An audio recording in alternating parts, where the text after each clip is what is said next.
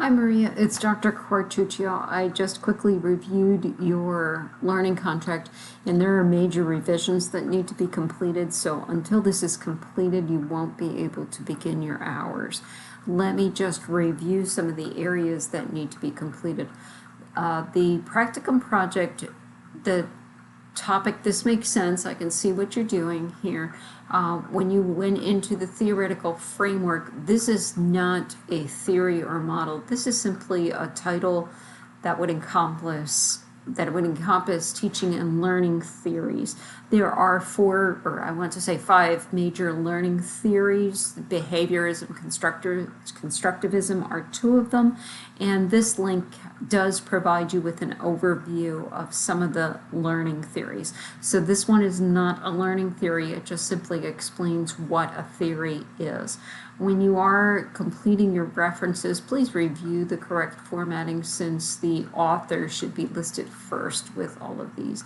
And I did go onto this teaching and learning site. This talks about instructional design, and so that's not really a teaching and learning theory itself. As I said, please review the notes that I have here, and this needs to be revised. So I get what you're doing. You want to create an educational brochure for the patients.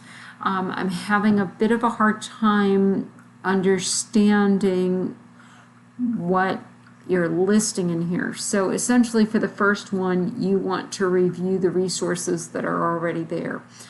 You have actually like two outcomes in here, because you're also saying that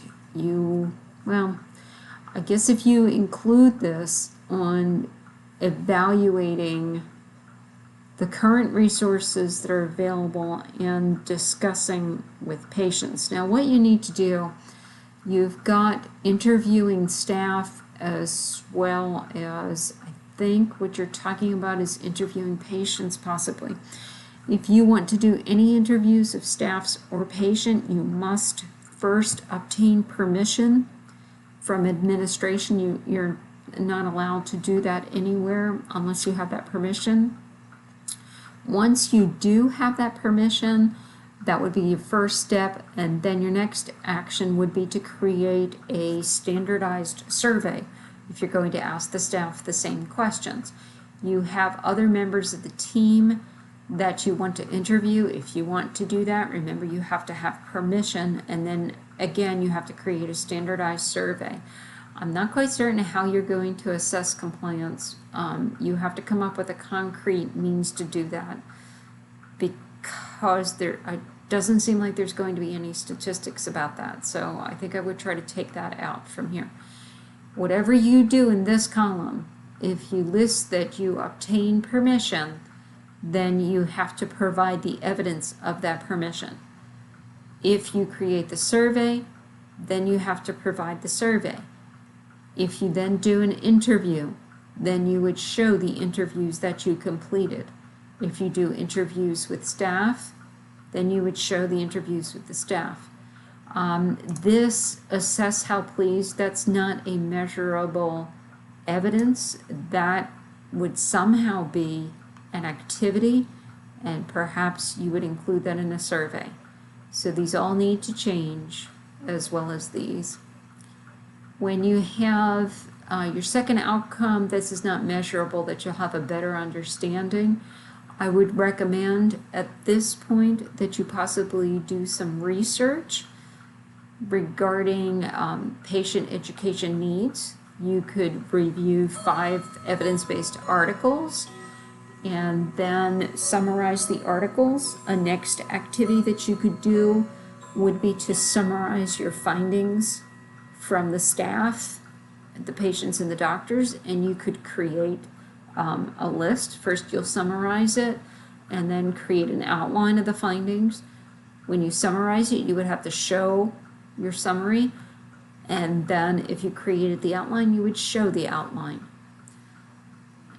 You've got in here that you're going to create a brochure, and it would seem that wound care strategies, that might be part of an outline. If you're going to create I'm not quite certain what you mean here by educational tools. Are they standardized? I would recommend in this one that you're going to create an outline for the brochure, or that it would be included in the brochure. So you could create the outline, you would then show the outline. This would work to have a draft of the brochure, and then you're going to show the brochure. If you're summarizing, this is an action, which would have to be in the second column. I'm not quite certain how you're researching other education that could be part of it, and then you would have an evaluation of it. Whatever you do in the activity, you have to show that you did this activity. So in this one, it seems like you might be putting together an outline of the required information for the brochure and then develop it.